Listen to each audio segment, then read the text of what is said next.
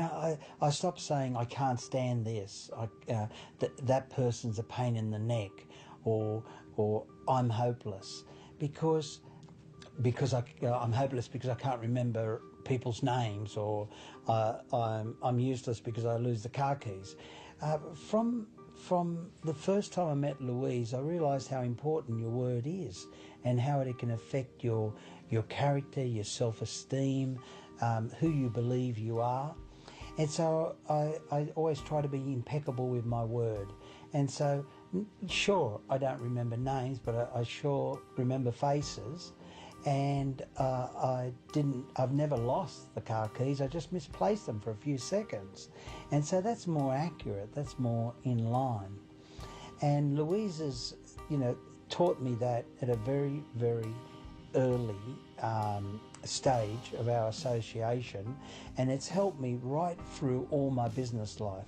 I always try to be a lot more careful with my words and be impeccable with my words so that people understand what I truly mean and how I truly feel, rather than trying to second guess it all. Words are absorbed on many, many levels. My forte is dream coaching. I'm a dream coach, not a dream analyst or a dream interpreter. A dream coach assists people to decode their dreams in their own special way and get the messages that they need to get, rather than decode other people's dreams, and rather than try to, solve the problems of the world via dreams. All they need to do is decode their dreams and work out what adds meaning to their life.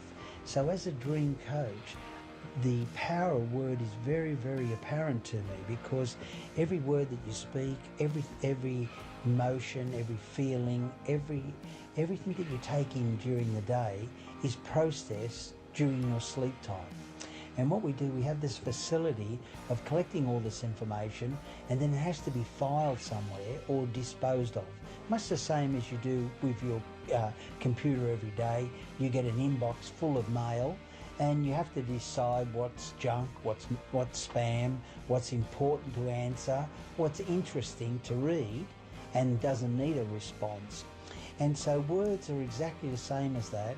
They penetrate our mind and even right down to the cellular level. And it's very, very important then to be able to process those. And once you fall asleep, and during the sleep process, we review everything that's happened during the day, and we almost jumble it all up. It's like you get a jigsaw puzzle, and you look down, and the puzzle, the whole picture is apparent to you. Now, to really excel, you have to put all the pieces and jumble them all up and put them all over the place, and then put it back together, and then you understand the picture again. Well, that's how we manufacture memory. We pick up all the information, we see it all during the day, it gets jumbled up and filed and all messed up, and then it gets reprogrammed in a fashion our mind can understand it, and then we manufacture memory. Because we speak in metaphors, but we dream in symbols. So we have to see a symbol that will create a memory. Let me give you a quick example of that. If you keep seeing apples in your dreams, it doesn't necessarily mean health. It could mean your iPod, it could mean your Macintosh computer. We see a symbol of the iPod and the Macintosh computer in our dreams as an apple, and then that gets filed into our mind, Macintosh. It could mean forbidden fruit, it could mean enlightenment. It doesn't matter what it is you dream or the words you hear during the day, they still have to be processed as symbols. Our right brain takes over, becomes dominant while we're asleep. And the language of our creative, expansive brain is symbols, whereas the the left brain is more logical. Like, you need your left brain fully in gear if you're balancing your check account, balancing the budget. You need to understand complex issues. Well, the left brain is in charge. But when you are catching 40 winks, you want to get a good night's sleep. You want the logical part of you to relax and reprogram itself and run a maintenance program. And so what happens is, while we're dreaming, we actually see dreams to keep us asleep. They're much in the same way. If you've got a bunch of kids running around and they're misbehaving, you put on a DVD, put on their favourite movie, they're watching the movie, and you can go ahead and do your housework, or you can go ahead and do what you plan to do because they're distracted. Well, the same thing works with our dreams. We dream to keep us asleep, to give us the maximum number of hours of sleep, because the more sleep we get, the more refreshed we are, the more positive we are when we wake up. And it's very, very important to wake up each and every morning optimistic. Because if you don't feel like getting out of bed, how are you going to earn an income to feed yourself and your loved ones? And how are you going to pass on your genes and feel like it? How are you going to create the next generation if you're not optimistic? And so this is something that came to us right at primordial times. The facility, all mammals dream, but humans have got perhaps the most creative mind in this universe, and 1/3 of that of our existence every day is spent sleeping. It must be valuable, it must be important, or we would have eliminated it. We would have bred that out of our system.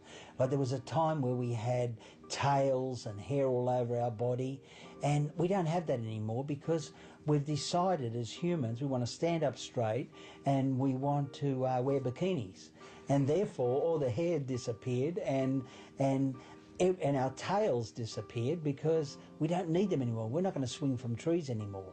Now, if dreaming wasn't useful, we would have adapted out of our systems.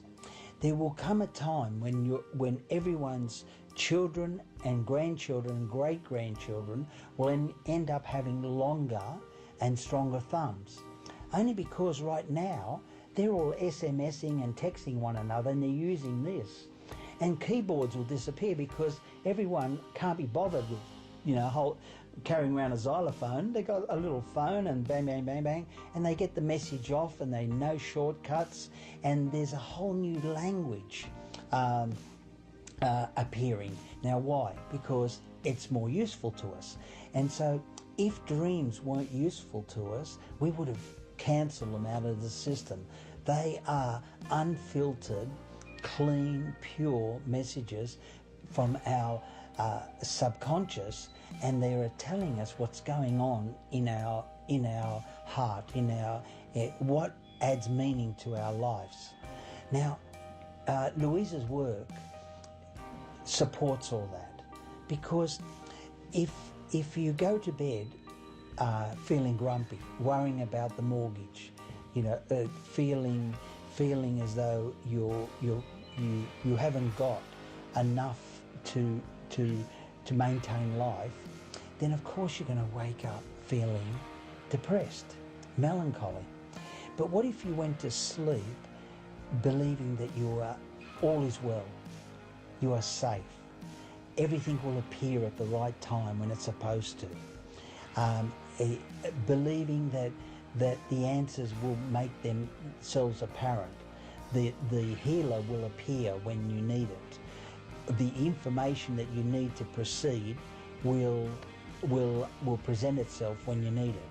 These are all basic Louise L. Hay philosophies, and if you accept those philosophies as you fall asleep, and you fall asleep with a feeling of abundance, a feeling that you are safe, you wake up in a more optimistic frame of mind, and that in itself will make things appear much quicker.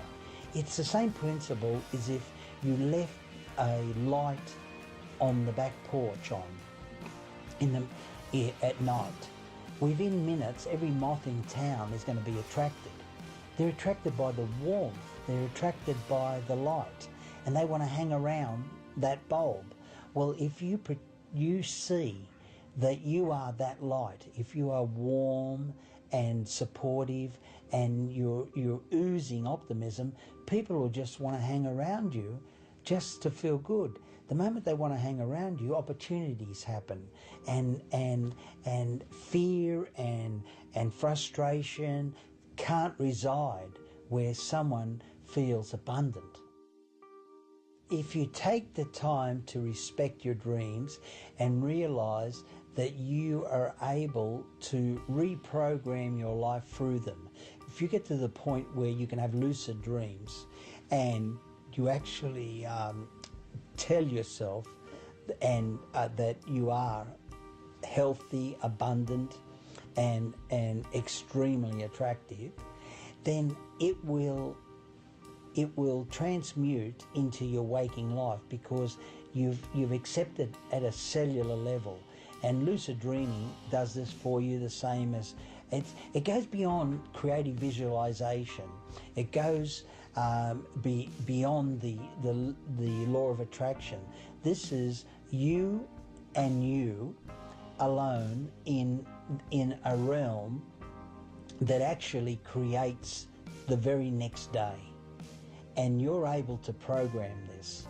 And so to that end, as you fall asleep with this feeling of abundance, fall asleep with a feeling of being safe and nurtured, and you'll find that the dreams you have are dreams where you are climbing mountains and you are achieving. You're going up an elevator, you're going up an escalator, you're climbing to the top of a cliff. You get to the cliff edge and you jump and you begin to fly, and you look down and you're able to perceive all that's around you. You don't have to flap your wings, it's effortless. And so you see these dreams where you're actually going to the highest point. A lot of dreams will be in the attic of the house, on the top of a house, on top of a building. You see yourself ascending. And these feelings carry on when you wake up. You don't know why. You don't even have to recall your dreams. You wake up and you feel refreshed and optimistic.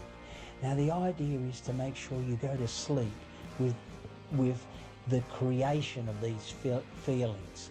I recommend to anyone that I work with, grab a deck of Louise's Power Thought cards and just go through the cards and see which one resonates you and with you that particular night. And take that card and put it underneath your pillow and sleep on it.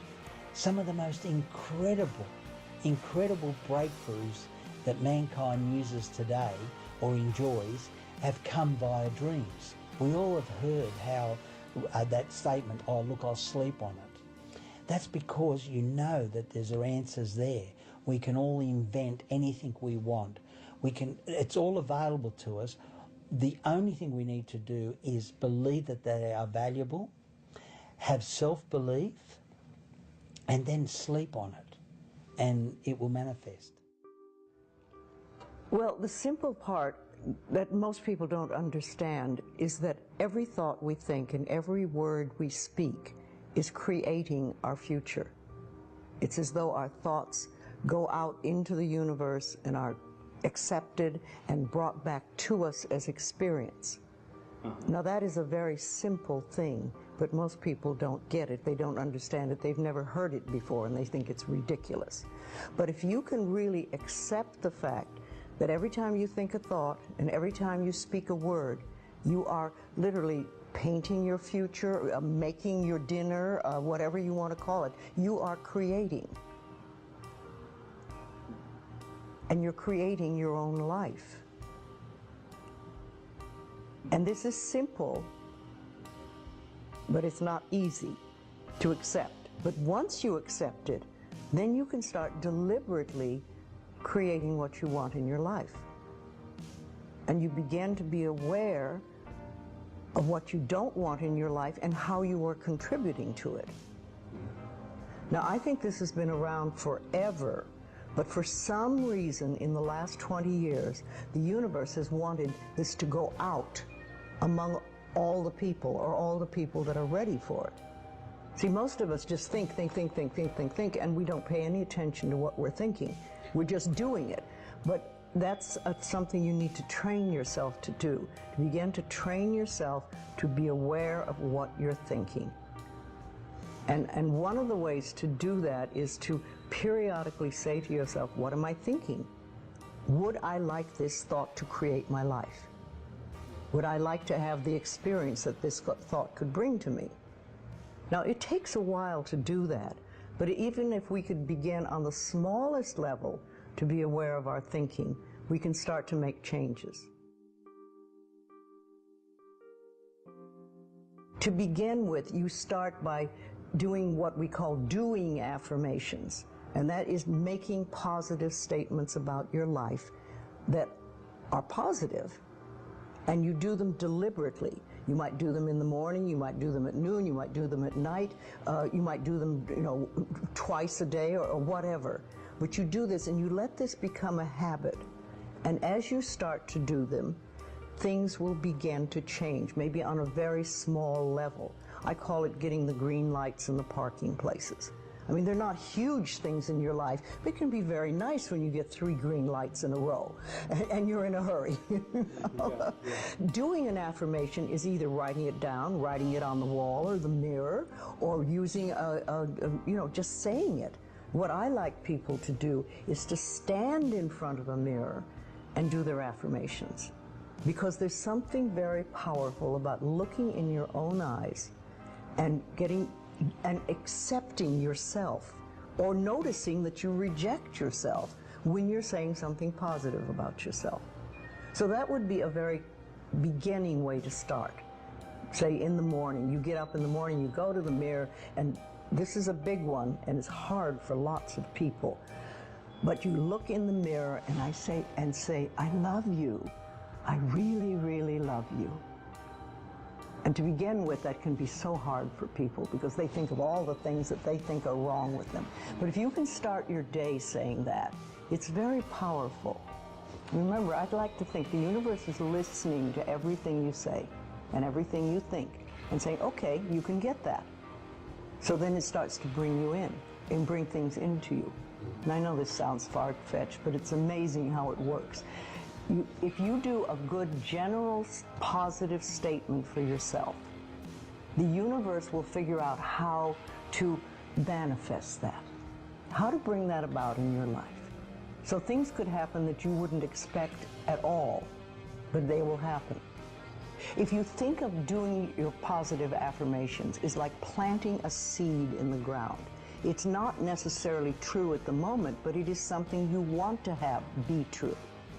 So you put the seed in, and you plant a seed and you expect it to grow. Or you maybe plant 3 seeds just in case. You expect them to grow. And you don't wait for 2 days and then dig in the earth and say, what's happening, what's happening? You expect that thing to grow because you know there's a law and a process. And the seed will grow if it is in the right soil and it has the right amount of moisture. Making it really a habit and doing it every day, doing something every morning when you wake up, that's a really good time. And another good time is when you go to sleep at night. And gratitude works a lot. Just being grateful for everything. I always say the universe loves gratitude. The more you're grateful for what the good is in your life, the more good you get to be grateful about. Mm-hmm. And it's like, if somebody gives you a present or gives me a present and I say, oh my God, I hate that color and it doesn't fit, and that person will never give me another present. Mm-hmm. But if you say, oh, it's wonderful and thank you, I really adore it, it's great, that person is probably going to want to buy you a present every time they see something they think you would like. And it's like that with the universe. The universe loves gratitude.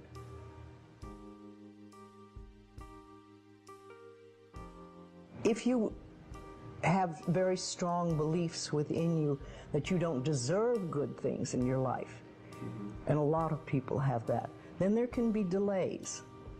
And sometimes people say, well, affirmations don't work. I've done them.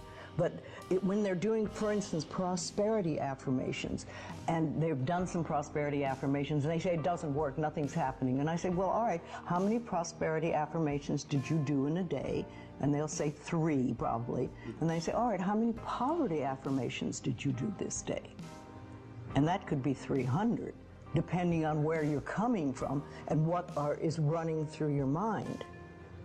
See, I have this, one of my thoughts about life is that only good lies before me. And I've been saying this for many years. So it doesn't really matter to me what happens in life, because I know it's going to be good. Well, there are lots of things you can do to help you become more conscious of what is going on. And because so many of our belief systems really are unconscious or subconscious, we're not aware of them. They're just things that were bred into us as we were children, is to take a little time to figure out what they are. And I always say a really good exercise is to take a big sheet of paper and write on top of it, say, what I think about men. And then another one, what I think about women, what do I think about money, what do I think about any subject you can think of. And just write all the things that come out of your thoughts. And whether they sound good or not, just write them down. And any one subject, if you just write them all down and then look at them and see how many are positive and how many are negative. And if you can take those negative ones and turn them around, make them into positive affirmations, then you can start clearing up what you believe about, say, money that is not positive for you, and or is keeping you from bringing money in. And you can do that with lots of things in your life, so you can really begin to realize what you do believe about these things. So you can't change your thoughts if you don't know what your thoughts are. There is a law of thinking, and we are beginning to learn about it. And it is like a computer. If you have this gorgeous computer put in front of you, and you don't know what to do with it, it's a piece of junk. But if you learn the language of the computer, miracles happen.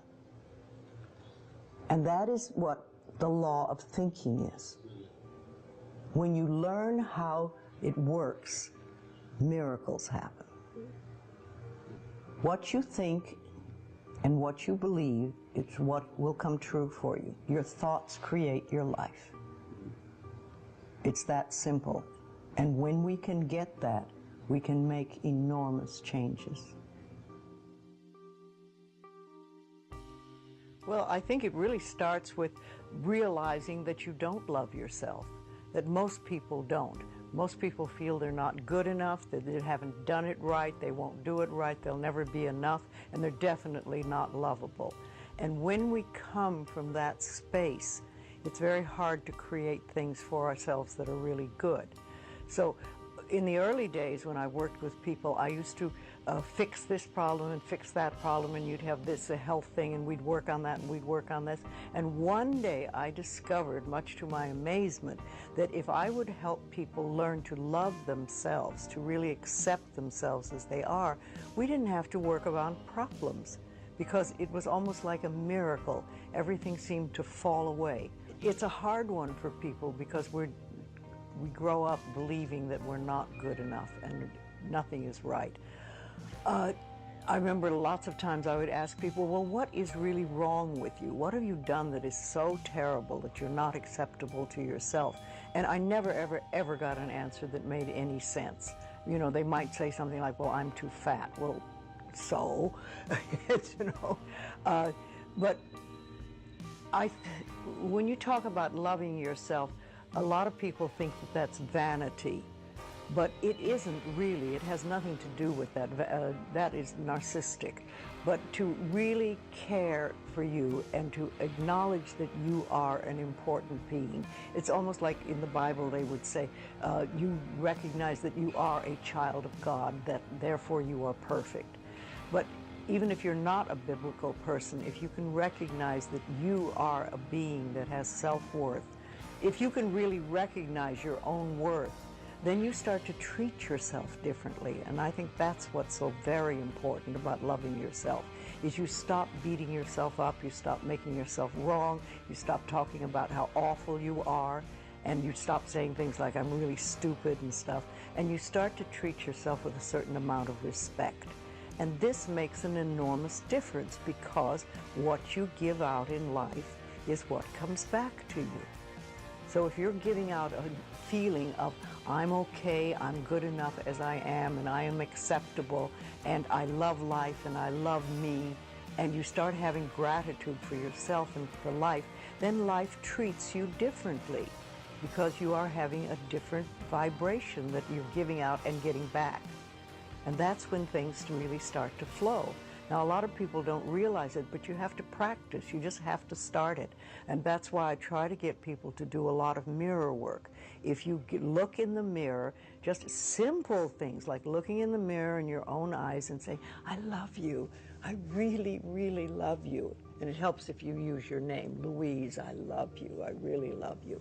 It gets to that little child inside that has been rejected for so long. And it breaks open sort of a dam or a door or whatever you want to call it. And it's like little miracles start to happen. Lots of little good things happen. And the universe loves grateful people. The more grateful you are, the more you get to be grateful about. It's that simple. Life is really very simple. We make it enormously complicated, but it doesn't have to be. Everybody's on a journey from the time we're born till the time we leave. But when we go on a spiritual journey, it seems to be more conscious, and we begin to make conscious choices about life instead of just going on and getting up in the morning and doing our stuff and then going to bed. We begin to make conscious choices of our thoughts and our actions and even the foods we eat and things like that. And it's putting your foot on the pathway one step at a time. And some of us do very devious journeys, and we take lots of little side tracks, and we don't get very far, really. And some of us just are very conscientious about it and go one step after another and go closer to our pathway, which is really, to me, I think enlightenment is letting go of all the things we believe that are not benefiting us in life, or that are barriers to our life, to the good things in life, and to release them one by one and just think, I don't have to believe that anymore, or do I want to believe that anymore? And making a conscious choice. When we can understand that every single thing we believe has been a choice, and it may or may not be true. It can be true for you and not for you, because it's your belief system and your belief system, and then I have my belief system. I say a lot, that may be true for you, it's not true for me. I may not say that out loud, but people are doing things or saying things, and I think that to myself a lot. And also, it has nothing to do with me.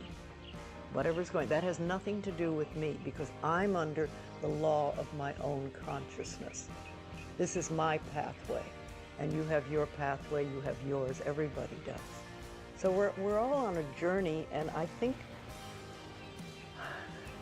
the more conscientious we are about it, and the more conscious choices we make, the better our journey is, or the easier, or the swifter, or we get more goodies, or we have better health, all that stuff.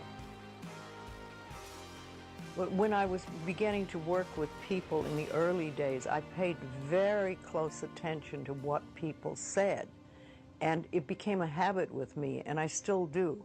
I listen to what people say more than, the words they're using and everything. And so often I think, oh, if you just wouldn't use those words, if you just take those 3 words out of your vocabulary, because people use negative words a lot, the same ones over and over again.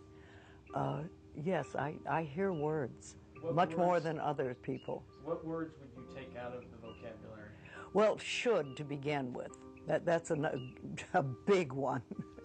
Because every time you say should, you're making yourself wrong. Either you were wrong or you are wrong or you're going to be wrong. So take that one out completely. And just a lot of negative expressions that people use. I'm not good enough, or this will never work, or oh, it's a rotten day, or there's just tons of expressions, and we use them over and over again, and they don't do us any good at all. Everybody's journey is individual because we start from different places, so we can't all be having the same journey. But I think we all get certain ahas. And that's when we've sort of learned something. We say, oh, okay. And then if we can keep that, what we've learned, and practice it, then we've made another step and we can move forward. Yes, it's a lifetime journey, and we never stop learning. I'm 80 and I'm still learning. Though the lessons are easier now than they used to be. I like to think of it when we start, we have all these boulders in front of us on our pathway, and we start to get the boulders out of the way, and you finally get to the point where it's gravel. And gravel you can handle, and you can sweep gravel, and you can do things. So, and then occasionally there's an old boulder. Rolls back into your back. You think, oh, I thought I had that one, but not completely. And also I think that when we learn lessons, we think, oh, I've learned that one, it'll never happen again, I've done that, that's it. Well, how do you know you've done it unless it comes by once more and see how you react? Have you really learned it? Is it really nothing for you? Have you gone beyond that? Or are you going to go right back into the same old reaction? See, we're never wrong. That's what we need to learn that. We're always doing the best we can with the understanding and awareness and knowledge we have at that moment. I have a very firm belief that only good lies before me. And with that belief, it doesn't matter what comes, because it'll be only good. And I want it to be new and different and exciting and stuff. I'm in my 80s now, and new things are happening. So let it roll. I knew I wanted to be a doctor and a scientist. I was brought to Boston to essentially have my spine completely fused. And I remember looking up saying, I'm going to be a doctor and a scientist someday. And so I became pre-med at a very early age. But it's interesting, after you farm your intellect for so long, then your body, your spirit throws you an illness to force you to cultivate a part of your body, your brain that you're not using, in your mind. And so after, working as pre-med, I started falling asleep a lot, up to 17 hours a day. And this is kind of a difficult problem. I'll give you an example. Everyone will say, I fall asleep during movies, and I fall asleep during class. Well, have you ever fallen asleep running and gotten run over by a truck because you fell asleep? And I actually was. So there was all kinds of falling asleep stories, and this wasn't funny. And this was making it hard for me, to finish Brown and graduate from medical school. And so they gave me a medicine, and what modern medicine got me only so far. It was great. It bought me 2 years, and I was able to finish Brown from a 2.2 average to a 4.0. So it was like, I'm healed, praise the Lord. Well then, like modern medicine can only take you so far. And the medicine started knocking out my bone marrow, and there wasn't another medicine that would help. And so I was forced to look for other things that most people don't want. So I remember going to a medical intuitive, and I thought she was a nut, which is of course what I've been becoming. And she told me that my brain freezes up, and it was related to intuition. And I thought, well, how do I fix this freezing up thing, which is falling asleep? She said, I don't know. So you get a lot of that. So I went to a bookstore in Boston, and I walked in. It was Trident Bookstore. I don't know if it's still there. And I just was sitting, because I used to, well, actually not sitting, standing. I'd stand a lot because of thinking I wouldn't fall asleep. And I look up at the shelf, and there's this book called You Can Heal Your Life by Louise Hay. So I figured the medical intuitive's not going to help me. I figure out maybe this woman named Louise Hay. And her hair was yellow, so And so I took the book home, and you have to understand I was really athletic. I used to stay awake. I'd run 5 miles. I'd like do reps. And, you know, there were these things called affirmations that if you did them, you're supposed to get, you can heal your life, was the whole point. So I figured, you know, I'll give it a try. I didn't have much else going for me at the time. Plus, student loans were coming due, and I had no other options. I actually could not afford not to go to medical school. So I did reps, just like you do in a gym. Instead of lifting barbells or whatever I love myself just the way I am, 10 times. And after 3 months, I stopped falling asleep, and I was able to go to medical school, which was absolutely lovely. And so I was going to throw away this intuition, throw away this affirmation stuff, because it was something that I needed to get to be kind of normal. But it didn't work. I got to my sophomore year, and I started really hitting the wall. I was doing an MD and a PhD, as anyone would overcompensate who has intuition. So I started blowing discs and stuff, and I couldn't end up going in the intellectual career that I wanted to, being a neurosurgeon, because you can't stand up. So I chose psychiatry because I could sit down, and I hated it. It was boring. But I learned, it's very interesting. All roads lead back to spirituality and intuition, no matter how brainy you want to become. Because the only part of psychiatry that I really liked was cognitive behavioral therapy, dialectic behavioral therapy, which is fascinating. You look at these books by Beck, all these fathers of cognitive behavioral therapy, you open them up.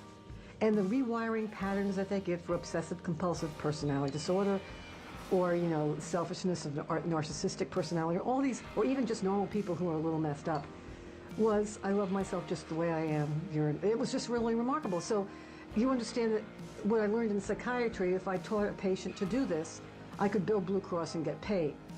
Or the patient could get the same treatment, and You Can Heal Your Life by Louise Hay. So in my PhD and in my psychiatric residency, and I'm now a neuropsychiatrist and I work in the field of intuition, I learned the biochemistry of how someone rewires their thought patterns from I get one health problem after another to I love myself just the way I am completely lovable. We now know that we can rewire our patterns in our brain with cognitive behavioral therapy or affirmations. It changes the way our brain is wired, and they light up differently. So it's not just this fluff, woo-woo stuff with purple, but it really has biochemical, neurochemical, neuropharmacological effects just as effective, if not more effective, than Prozac, Zoloft, you know, whatever else you have. So as far as I'm concerned, Louise Hay, former model, former therapist, writes this little book, this little blue book, and lo and behold, she discovers something by observation that science supports decades later. And we now can see how it works, well, at least from a biochemical point of view, on a functional MRI and PET scan. So I will be forever indebted to Louise Hay, what she did to me personally, because she woke me up, and literally what she has done as a revolutionary for, from my perspective, modern medicine. People have been getting hunches, intuition, seeing things, clairvoyance, hearing things, clairaudience, feeling things, clairsentience for years. And the thing is, if you look at everyone, you look at an audience, you look at people in a bus station, everyone's wired differently. But everybody's got a part of them, it's with the Boston accent, that's not right. A part of them that makes them unique, stands out from the crowd. And that part of you that's not right, that's different, that's a black sheep, that's the part of you, the window of opportunity for intuition. So for me, I've always been not right. My parents sent me to get evaluated when I was 5 because they said something was wrong with her. And though I passed and I got straight A's in all these classes, I clearly used to get bad conduct marks for, especially in the second grade. The teacher said, finish his class early, but clearly is distracted, is really interested in what's going on with everybody else in the room. When I was in the 8th grade, a teacher who probably had PMS looked at me sideways, and I started to cry. And of course, they took me to the guidance office because they're supposed to give you guidance, which is supposed to get you out of your right hemisphere of emotion and put you cleanly and neatly and hermetically sealed in your left brain intellect. And he said, you're never going to get through life with this sensitivity. And then when I went to see the medical intuitive, she said, when you learn to use your intuition, you'll stop falling asleep. The thing that I get, my intuition is like the thing that everybody gets their intuition, the part of them that's the flaw. It's this inattention that causes me to be concerned with what's going on in someone else's life. And then it's the part of me that falls asleep and goes into a dreamlike state. They used to study that. They used to teach medical students how to do that. In ancient Rome or Greece, I can't remember, they're all the same to me. They would put the medical students in the temple and teach them how to interpret their dreams and go into alternative states. And of course, the other health issues I've had that have helped me get a feeling in my body. So for me, I work as a medical intuitive, and I, with knowing only the name and age of someone and not seeing them, I can see specific things in their emotional life, specific, that I see aggravates their health. And then I look at their body intuitively. They're not in the room. They sign a consent form that we're not having a doctor-patient relationship. I'm not giving them a diagnosis, prescribing treatment, doing psychotherapy. That's my disclaimer. They sign that. And then I look at their body intuitively, clairvoyantly. I look at their eyes, ears, neck, thyroid, heart, breast, lungs, and every one of them. And I describe things that I see. I don't diagnose. So I'll say, I see redness where your esophagus and your stomach come together. And they'll say, yes, that's that reflux, and so on. And then I give them solutions on how to, things that they can talk to their doctor about to make the symptoms better, but thought patterns that they can change to rewire the thought patterns that increase their chance toward illness. And where do we get those thought patterns from? Beck, a la Louise Hay. So that's how you do it. You learn to respond to the intuition in your body through symptoms, and then rewire the thought patterns that increase your chance toward getting that. So I wanted to understand if there was biochemical, scientific literature, left brain literature, to support intuition, medical intuition. Edgar Cayce, people before him, Carolyn Mace. So I went to the Countway Library at Harvard, and I was doing research for Northrop's book, Women's Bodies, Women's Wisdom. Being somewhat greedy, I got one of those big Xerox cards that you can get 500 copies. And there's a Xerox machine in the Countway that has a pedal, so you can do both hands. And I would look up organs in the first chakra, bones, joints, the immune system, and looked at emotional patterns. Just what Louise Hay does. You take her book and you footnote it. You look for, and the thing is, it's amazing. They have L1 and L2, which is levels of all these old literature. It's incredible. I found all this stuff, thyroid disease, irritable bowel syndrome, arrhythmias, alopecia, OBGYN, because Northrop's book needed it. And I just kept files in the back of my Honda Civic, which had no electrical work at that time. I had to drive only when it was light. But anyway, I collected these files, and I just wanted to know, and I kept them. And then when an editor found about me when I was working on Northrop's book, Chris Northrop, I call her Northrop because that's what we do when you're on a team. You call people by their last names. She said, can you write a book? I said, sure. She said, how can you do it? How long can it take? I said, about 8 months. She said, you're kidding. I said, oh no, it's ready to go. Because I had my 3-ring binders. And I had my little, when I read something, I put it on the card and that's done. My favorite part, when the book came out, of course my thyroid fell out. Graves' disease, my TSH went zip, 0. It's because I was afraid of talking about it because I'm a doctor and I don't want to lose my license and have people, throw a fit. Anyway, so of course it was a really bad environment, and 2020 asked to come and film me. So I said, okay. So they came. This guy puts me in a chair and he's got the thing there. And I won't even use his name because I don't want his aggravation. But anyway, so he starts rolling the camera and my cats were in the room. And he says, do you talk to the dead? And I went, no, I don't talk to the dead. I can see them, but I don't talk to them. Why would I want to talk about them with them? And he got a little mad. He said, he kept asking me the same questions. And he said, clearly, there is no scientific evidence to suggest that thought patterns are related to health, that there's anything to do with medical intuition. And I was sitting next to the cabinet with these 3-ring binders. I went, I am so glad that you asked. And the cameraman, I said, these binders I said, this first chakra, and they're clearly labeled because I am, a little bit of obsessive compulsive. We all have a little inner Martha Stewart. Anyway, I said, for example, Mr. Brown, not your real name, I took the fourth chapter. I said, if you were to have problems with unresolved hostility in relationships, the guy starts to get really nervous. I said, you would have an increased risk for cholesterol and heart attack, dying, sudden death from a heart attack. And the guy starts to look at it. I said, but there's more. They have a study here that says that when you learn how to fully express and release your hostility, you lower your risk of dying from a heart attack. Don't you think that's important information? Medical intuition can call it fourth emotional center or fourth chakra, or biological research can call it hostility, which is really you're mad as hell. Either way, I think it's unconscionable to prevent people from hearing this material. And he said, cut, and that was it, and they decided not to do it because it wasn't a flake kind of thing that would reveal it. You know what I'm saying?